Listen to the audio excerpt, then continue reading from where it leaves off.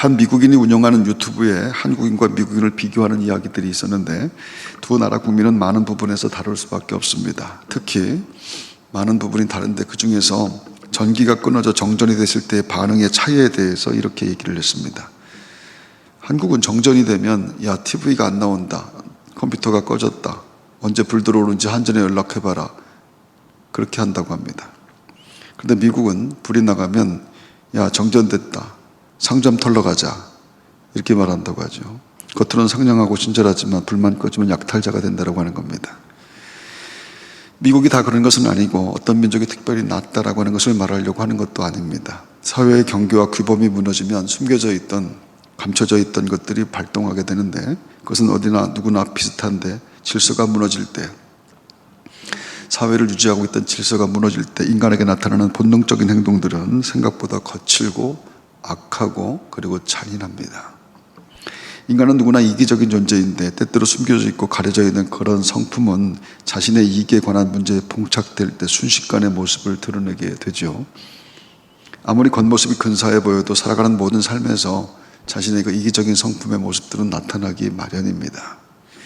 그것은 선악과 먹고 죄가 들어온 인간에게 만들어진 성품인데, 에덴 동산에서 뱀이 하와에게 말했던 하나님처럼 된다, 너는 하나님처럼 된다 라고 하는 유혹에서 시작한 것입니다. 인간은 하나님처럼 되고 싶은 겁니다. 그것은 자기의 성숙과 발전을 통해서 스스로의 가치를 증명하고 싶은 목적으로 사는 것을 의미하지요. 형태와 나타나는 모습의 차이가 있을 뿐이지 누구나 다 비슷합니다. 성경은 인간이 하나님의 영광을 위해서 만들어진 존재, 하나님의 영광을 위해서 창조되었다고 합니다. 내 이름으로 불려지는 모든 자, 곧 내가 내 영광을 위하여 창조한 자를 오게 하라. 그를 내가 지었고 그를 내가 만들었느니라.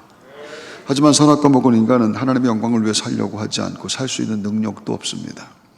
그것은 죄가 들어왔기 때문인데, 죄는 다른 것이 아니라 하나님의 영광을 위해서 피조된 인간이 자기를 위해 살아가는 모든 것들을 다 죄라고 말합니다. 죄에 빠진 인간은 자기밖에 모릅니다. 때때로 숭고한 희생과 헌신의 삶이 인간들의 삶에 나타날 수 있지만 그것 역시 많은 부분 타인들로부터의 인정을 전제할 때뿐입니다.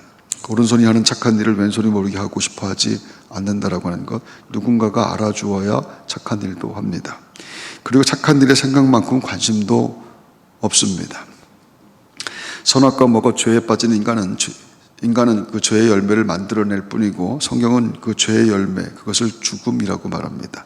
욕심이 잉태한 즉 죄를 낳고 죄가 장성한 즉 사망을 낳느니라. 인간은 죄로 죽는 겁니다. 누구 하나 예외가 없습니다. 구원받았다라고 하는 것, 구원받은 성도는 그렇게 죄로 인해 스스로에게 내재된 본성을 인식하고 그것을 인정하며 그리스도의 의, 하나님의 긍휼과 자비를 구하는 사람들을 뜻합니다. 그렇게 삶의 모든 부분에서 잉태되는 죄를 고백하며 하나님의 은혜를 구하는 것, 그것을 성도 신앙생활 이렇게 말합니다. 오늘도 우리가 그 은혜를 구하며 예배하고 있는 줄로 믿습니다.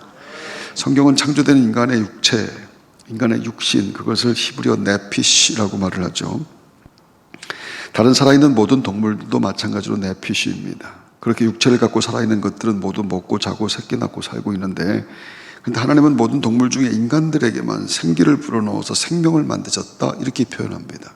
인간에게만 생기를 불어넣어 생명을 만들었다. 창세기 2장 7절, 여호와 하나님이 땅에 흙으로 사람을 지으시고 생기를 그 코에 불어넣으시니 사람이 생명이 되니라.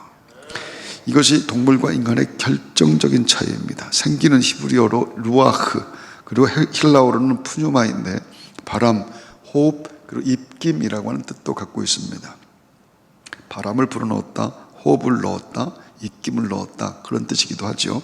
그것은 하나님의 영, 성령을 표현하는 것인데 구약 성경에만 그러니까 378번이나 사용된 단어입니다. 인간의 육체에 루아흐, 생기, 성령, 그것이 불어넣어져 인간이 비로소 생명이 되었다. 생명은 생기에 의해서 완성됐다라고 하는 것인데, 그것은 생기가 들어가지 않은 다른 동물은 생명이 아니다라고 하는 뜻, 그러니까 죽은 것이다라고 하는 그런 뜻입니다. 똑같이 밥 먹고 잠자고 숨쉬며 생활하지만 성경은 그것들을 네피시, 육체, 죽었다, 살아 움직이지만 그건 죽은 것이다, 이렇게 말합니다. 그런데 생기가 들어와 생명이 된 인간이 선악과를 먹고 죄를 지음으로 하나님의 영이 떠나게 되었는데, 그래서 인간도 모두 죽은 존재가 되었다라고 하는 것이 성경 말씀입니다. 허물과 죄로 죽은 존재들, 숨쉬며 살고 있지만, 여전히 숨쉬며 움직이며 살고 있지만 죽었다고 말합니다.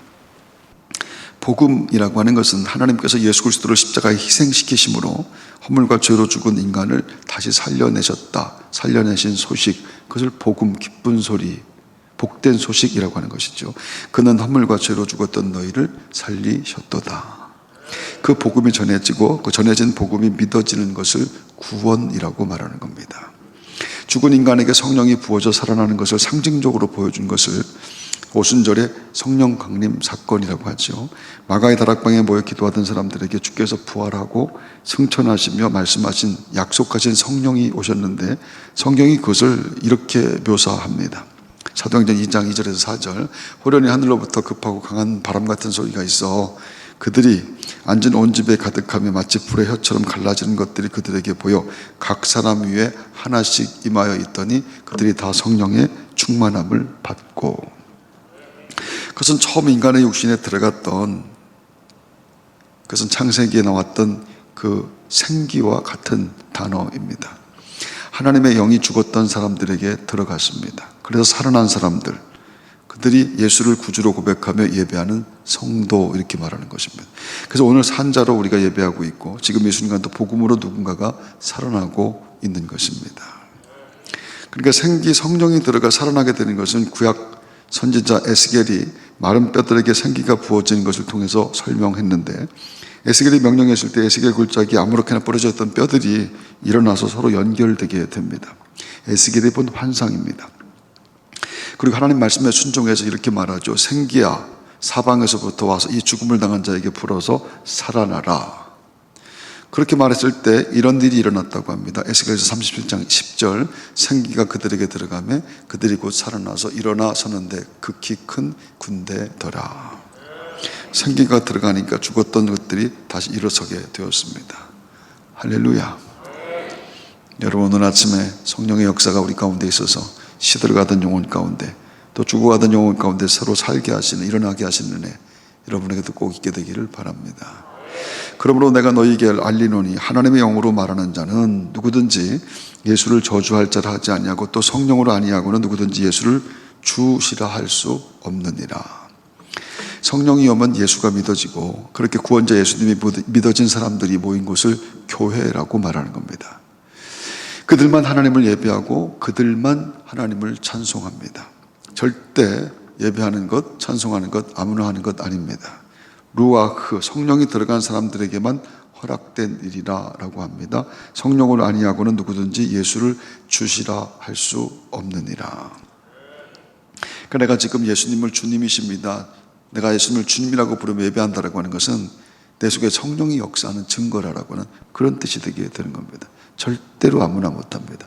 아무나 데려가고 얘기하라고 하면 할 것 같지만 절대로 못합니다. 심지어 목에 칼이 들어와도 그 얘기 못하는 사람들 세상에는 얼마든지 있습니다. 죄와 저주와 죽음인 세상에서 살아나기 위해서는 나는 죽었다라고 하는 고백과 생명이신 예수의 의를 붙드는 것 밖에는 다른 방법이 없는 겁니다. 내가 곧 길이요 진리요 생명이니 나로 말미암지 않고는 아버지께로 올 자가 없느니라. 예수님이 그렇게 말씀하셨기 때문입니다. 하지만 그렇게 예수 그리스도를 구주로 고백함으로 말미암아 우리가 구원의 자리에, 구원의 반자리에 올랐다 할지라도 그것이 그리스도인들의 완전을 의미하는 것은 또 아닙니다. 굴뚝에서 나온 사람은 아무리 조심을 해도 검정이 묻어 있을 수밖에 없는 것처럼 굴뚝과 같은 세상을 사는 성도는 원하지 않아도 죄의 흔적을 묻히고 삽니다. 까만 것을 묻히고 싶지 않지만 마음대로 되지 않는다라고 하는 것이죠. 우리 중에 누가 지난 한 주간에 열심히 죄 짓고 와야겠다 그렇게 생각하고 한 주간을 산 사람이 어디 있겠습니까? 죄 짓지 않고 살려고 했지만 우리가 행동으로, 말로, 마음으로 얼마나 많은 죄를 짓고 사는지 모릅니다. 그것은 여전히 남아있는 죄악된 본성 때문이고, 그것은 하나님 나라에 갈 때까지 이어집니다. 즉 육신을 입고 있는 한 죄와의 갈등 그리고 싸움은 계속된다라고 하는 것이죠. 바울은 그것을 사망이 자꾸 나를 잡아당기고 사망이 자꾸 나를 사로잡는다 이렇게 표현하는 겁니다. 내 지체 속에서 한 다른 법이 내 마음과 싸워, 내 마음의 법과 싸워 내 지체 속에 있는 죄의 법으로 나를 사로잡는 것을 보는도다. 오라 나는 곤고한 사람이로다. 이 사망의 몸에서 누가 나를 건져내랴. 바울의 일생에 계속해서 진행된 싸움입니다. 복음을 위해서 모든 것을 바친 사람인데 예수 그리스도 외에는 아무것도 관심이 없는, 모든 것들이 다 배설물과 같다라고 고백한 사람인데 그의 삶 가운데서도 계속해서 끊임없이 이 사망의 몸에서 누가 나를 건져내랴. 자꾸 죄의 법이 나를 사로잡고 나를 끌고 가는 것을 내가 느끼고 있다. 그렇게 말하는 겁니다. 그것은 아무리 싸워도 끝나지 않는 육신을 입고 있는 한 계속되는 죄와의 싸움인데 성도는 남아있을 것 같지 않았던 악한 것들이 내 속에 여전히 있는 것을 보며 좌절하는 사람들을 성도라고 하는 겁니다. 내가 이러고도 성도라고 할 수 있을까? 죄를 짓고 싶지 않으면서 죄 가운데 살고 있는 자신에 대해서 절망하는 사람들을 성도라고 합니다. 죄를 끊어버릴 방법이 없는 겁니다. 마음속에서 계속해서 생겨나고 있는 이 미움을, 마음속에서 계속해서 생겨나고 있는 이 저주를, 나도 모르게 내 입에서 뱉어지는 이 악한 말들, 내 악한 행동들, 이 이기적인 것들을 내가 이길 수가 없다라고 하는 것, 그것 때문에 절망합니다. 어떻게 할 수가 없는 겁니다. 그런데 예수님이 그것을 복이라고 또 말씀을 하는 거예요. 마태복음 5장 4절, 애통하는 자 복이 있나니 저희가 위로를 받을 것이요. 자신의 죄 때문에 애통하는 사람들. 그래서 자신의 죄 때문에 애통하는 사람들, 슬퍼하는 사람들, 그래서 하나님을 바라보기 때문인 겁니다. 오라 나는 곤고한 사람이로다. 이 사망의 몸에서 누가 나를 건져내랴. 죄를 갖고 하나님 앞에 갈 수가 없어서, 죄를 갖고는 하나님 앞에 갈 수가 없는데, 그래서 십자가를 붙잡을 수밖에 없는 사람들입니다. 그렇게 죄 때문에 슬퍼하고 주의 긍휼과 자비를 구할 때 그 가난한 심령에 다시 은혜가 부어지게 된 것, 성령으로 살아난 사람들에게만 나타나는 그 신비롭고 놀라운 은혜, 오늘 아침 우리가 고백하는 찬송인 줄로 믿습니다. 즉 죽은 사람은 마음으로 지은 죄, 보이지 않는 하나님께 지은 죄, 이런 것들 때문에 부담스러워하거나 갈등하지 않는다라고 하는 것이죠. 죽었기 때문입니다. 그런 것들 때문에 갈등하고, 그런 것 때문에 고민하고, 그런 것 때문에 슬퍼하고 애통하는 것은 성령으로 말미암아 심령이 살았기 때문이라고 하는 것이지, 심령이 죽은 사람에게는 그것이 부담스럽지도 않고 슬픈 것도 아닙니다. 죽은 사람은 죄 때문에 애통하지 않습니다. 발각되지만 않으면 되는 겁니다. 그러나 성령으로 난 자는 안 됩니다. 그래서 끝없이 주의 자비를 구하며 사는 사람들, 그들을 성도라고 말합니다. 할렐루야. 가정이나 직장이나 교회, 그런데 그런 곳들, 같이 생활하는 사람들에게 다툼이 시작됐을 때 가장 듣기 싫어하는 말, 그게 뭡니까 여러분? 함께 사는 사람들에게 다툼이 시작됐을 때 가장 듣기 싫은 말, 그게 뭔지 압니까 여러분? 또 시작이네, 그겁니다. 그 말이 제일 싫습니다.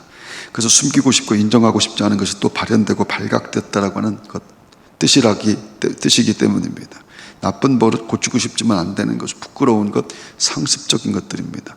감추고 싶은 것들이 지적당할 때 인간은 초라해지는데, 그래서 또 그런다라고 하는 얘기를 들으면 그러면 분노하는 겁니다. 그것은 가능성 없다, 구제불능이다라고 하는 멸시가 내포된 것이, 그게 또 그런다라고 하는 것, 또 졸고 있네, 그런 거 말입니다. 성경은 허물의 사함을 받고 자신의 죄가 가려진 자는 복이 있도다라고 말하는데, 구원받은 성도는 죄가 없는 것, 그것이 아닙니다. 하나님이 용서해 주신 것, 눈 감아 주신 은혜 때문에 사는 겁니다.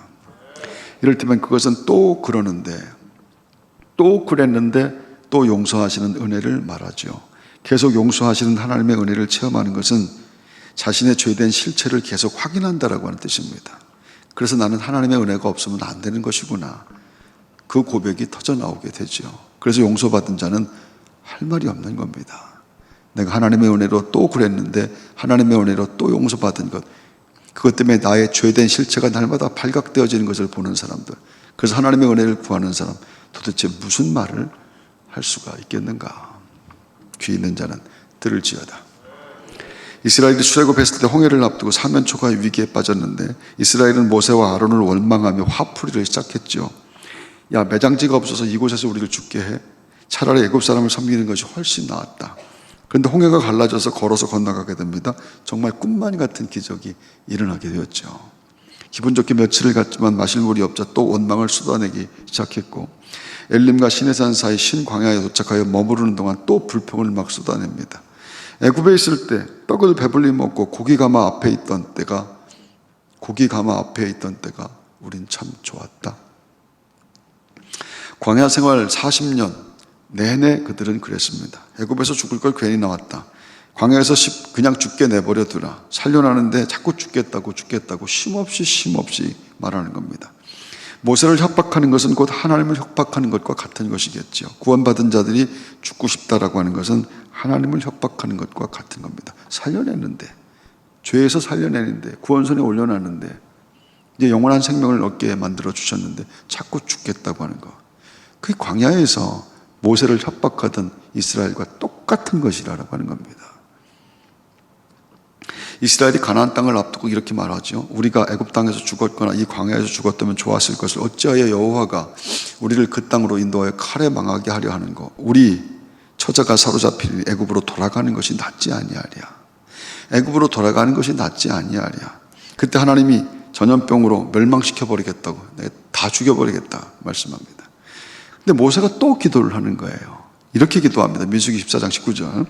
구하옵나니 주의 인자의 광다하심을 따라 이 백성의 죄악을 사하시되 애굽에서부터 지금까지 이 백성을 사하신 것 같이, 애굽에서 지금까지 이 백성을 사하신 것 같이 사하시옵소서.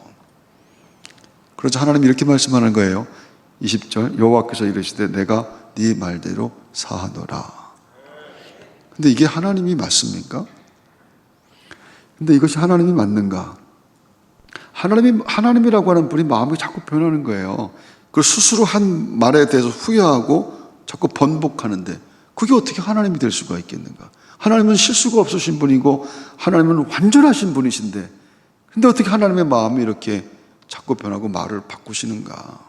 성경은 도대체 무슨 이야기를 하려고 하시는 것인가? 하나님은요, 이스라엘을 버리고 싶지 않은 겁니다. 하나님이 이스라엘을 포기하고 싶지가 않으신 겁니다. 하나님 모세를 세워 기도하게 하시고 그 기도를 근거로 다시 이스라엘을 불쌍히 여기고 용서해 주십니다. 하나님이 이스라엘을 포기하지 않으신다라고 하는 뜻이죠. 이스라엘이 아무리 엇나가도 버리지 않습니다. 질질 끌고라도 약속의 땅으로 데려가십니다. 그것이 하나님의 사랑. 구원받았음에도 불구하고, 그럼에도 불구하고 자꾸 후회하고 죽겠다고 만드는 우리를 끝까지 용서하시며 끝까지 지켜가시는 하나님의 사랑인 줄로 믿습니다. 할렐루야. 지난주도 전 세계가 너무 고통스러웠죠. 아프가니스탄 카불 공항에 수천 명이 모여 비행기에 올라타려고 했습니다. 바퀴에 매달려서라도 탈출하려던 사람들이 비행기에서 떨어지는 것, 막 아이를 철조망에다가 막 던지는 것, 전 세계 사람들이 그 모습을 다 보아야만 했었습니다. 저긴 정말 지옥이라고 하는 것. 그것을 보면서 우리는 참 안전해서 좋다라고 마음이 편한 사람은 단 한 명도 없을 겁니다. 우리도 마음이 불편합니다. 모든 세계 사람들이 마음이 불편한데 어떻게 할 방법이 없습니다. 그런가 하면 IT에서 또 지진이 일어나게 되었는데 수천 명이 죽었고 계속된 여진의 공포로 살 수가 없는 지옥입니다. 중국은 홍수로 엄청난 피해가 일어났습니다. 무엇보다 2년 가까이 전 세계를 흔들고 있는 코로나는 잦아들 줄 모르고 백신을 맞아도 걱정, 안 맞아도 걱정, 불안하고 두려운 것, 그것이 계속 이어지고 있는, 세상은 끝이 없는 전쟁터와 같다라고 하는 말이 맞습니다. 성경엔 재난과 전쟁이 있을 때마다 하나님이 기도하게 만들어 냈습니다. 블레셋 쳐들어올 때 미스바에서 사무엘과 백성이 모여 기도했고, 아수르의 공격에 히스기야가 성전에, 모압과 암몬, 마온의 연합군이 쳐들어왔을 때 금식을 선포하고 온 백성이 함께 기도합니다. 하나님 우리에게는 방법이 없습니다. 하나님이 전쟁에 함께 해주셔야 돼요. 하나님이 우리와 함께 해주셔야 됩니다. 원수가 병풍처럼 사방에 진쳐 있어서 우리가 어디에 눈을 둘 데가 없습니다. 우리가 하나님만, 우리가 주만 바라보나이다. 그렇게 기도할 때마다 하나님이 한 번도 빠지지 않고 응답하셨다고 하는 겁니다. 단 한 번도 빠지지 않고 하나님이 그렇게 기도할 때마다 응답하셨다고 하는 것. 기다렸다는 듯이 그분이 나타나시는 겁니다. 그렇다면 그들이 당한 위기, 그들이 당한 환난이라고 하는 것은 멸망과 죽음이 아니라 은혜로 살게 하시려는, 너희는 하나님의 은혜로, 너희는 내 은혜로 사는 존재라 라고 하는 것을 깨닫게 하시려는 하나님의 뜻이었는 줄로 믿습니다. 원수들이 또 쳐들어오는데 하나님이 또 일을 하시는 거예요. 절대 내가 이길 수 없는 싸움이 계속 일어나는데 하나님이 계속 도우십니다. 기도하면 하나님이 달려오시는데, 성도는 기도하는 날을 망하거나 죽지 않게 하시는 그 하나님을 알고 있는 사람들을 성도라고 말합니다. 기도하면 나라가 망하지 않습니다. 성도는 그것을 알고, 오늘 아침 우리가 그것을 알고 하나님 앞에 서 있는 줄로 믿습니다. 학교 다닐 때 있었던 문제, 나왔던 문제 하나 여러분에게 말씀드리려고 합니다. 학교 다닐 때 나온 국어시험 문제입니다. 잘 듣고 대답해 주시기 바랍니다. 지문은 김소월의 진달래꽃, 나보기가 역겨워 가실 때는 죽어도 아니 눈물 흘리우리이다. 그리고 미녀 아리랑의 나를 버리고 가시는 님은 심리도 못 가서 발병난다. 이 두 구절이 뜻하는 것은 무엇인가? 1. 가다가 넘어져라. 2. 한 번 가면 다시 오지 마라. 3. 가서 잘 먹고 잘 살아라. 4. 가지 마라. 몇 번입니까? 교회는 늘 습관적으로 간다는 사람들이 있습니다. 이유도 다양하고 복잡하고 너무 많죠. 저는요, 오는 사람 막지 않고 가는 사람 붙잡지 않습니다. 이렇게 말하면 제일 깨끗합니다. 오는 사람 막지 않고 가는 사람 붙잡자. 갈 테면 가라. 얼마나 깔끔하고 깨끗합니까? 하지만 그것은 시원할지는 몰라도 그것을 사랑이라고 말하지는 않습니다. 사랑은 붙잡는 겁니다. 날 버리고 가면 심리도 못 가서 다리 부러진다. 너 가지 마라. 같이 살자. 그것을 사랑이라고 말합니다. 이 교회가 내 인생의 마지막 교회입니다. 부족하고 불편하고 힘든 거 있어도 가면 안 됩니다. 다른 데 가면 죽습니다. 부족한 사람들이 서로 봐주고 참아주고 사랑하며 섬겨주는 것이 교회인데, 뿌리가 깊은 나무는 옮겨지면 살 수가 없고, 또한 뿌리가 내리지 못하는 것도 마찬가지일 겁니다. 우리 이제 그만 끝내자. 부부 생활도 끝내버리면 시원할 것 같은 순간들 수도 없이 많습니다. 하지만 끝난 다음에는 언제나 비교할 수 없이 더 힘들고 고통스럽고 후회할 일들이 기다리고 있지요. 사랑은 끝내는 것이 아니라 오래 참고 그리고 견디고 기다리는 것을 말합니다. 내 생명의 주인이 하나님이시기 때문에 내가 내 마음대로 내 생명을 끝낼 수도 없습니다. 어려워도 참고 기다리고 버티는 겁니다. 그리고 인간은 누구나 다 힘들고 버겁습니다. 같이 살아도 세상에 같이 사는 사람 중에 쉬운 사람이 단 한 명도 없다고 하는 겁니다. 여러분들 같이 사는 게 쉽고 편하고 좋습니까? 다 똑같은 선악과를 먹었기 때문에 마음에 안 드는 일들을 또 하기 때문인 겁니다. 그래서 또 시작이야 라고 하면 안 되는 겁니다. 사랑은 오래 참고 한 번 더 눈 감아주고 참고 기다려주는 것이라고 하나님이 말씀합니다. 참을 만큼 참는 것은 누구나 다 하는 것이죠. 한 번 더 참고 기다려주는 것, 그것이 하나님의 끝없는 사랑으로 구원받은 성도들인 줄로 믿습니다. 우리는 늘 또 그럽니다. 지금까지 평생 같은 회개를 반복하며 살았죠. 똑같은 회개를 어쩜 그렇게 토시 하나 틀리지 않고 계속 반복하며 사는가. 불평하고 저항하고 엎어버리고 깨버리고 도망가고 얼마나 반복하며 사는지 모릅니다. 하지만 하나님은 또 참고 또 용서하고 또 기다려 주셨습니다. 그래서 아직 예배하고 있으며 여전히 이 강단에서 설교하고 있는 겁니다. 그분의 반복된 은혜 때문인 줄로 믿습니다. 인생에 좀 힘든 일이 생겨도 망하거나 죽지 않습니다. 어려운 일들은 더 기도하며 살게 하시려는 하나님의 우리를 향한 아름다운 계획일 뿐입니다. 하나님은 절대로 우리를 망하거나 죽지 않게 합니다. 모두가 힘들고 어려운 때에 구원받은 백성들은 기도하라고 하시는 하나님의 말씀을 듣는 사람들입니다. 지금은 우리가 모두 새벽에 기도할 때인데 믿는 자들은 그렇게 기도하며 또 하나님의 은혜를 구하는 사람들입니다. 그분의 은혜는 끝이 없고요. 그것이 우리가 붙잡은 소망이고 그것만 소망입니다. 우리는 하나님의 긍휼과 자비를 구하며 오늘 예배합니다. 기도하며 더 참고 기다리고 사랑하는 사람이 되어서 세상에 그리스도의 소망을 전하는 복된 성도들, 여러분 모두가 다 되시기를 주의 이름으로 축복합니다.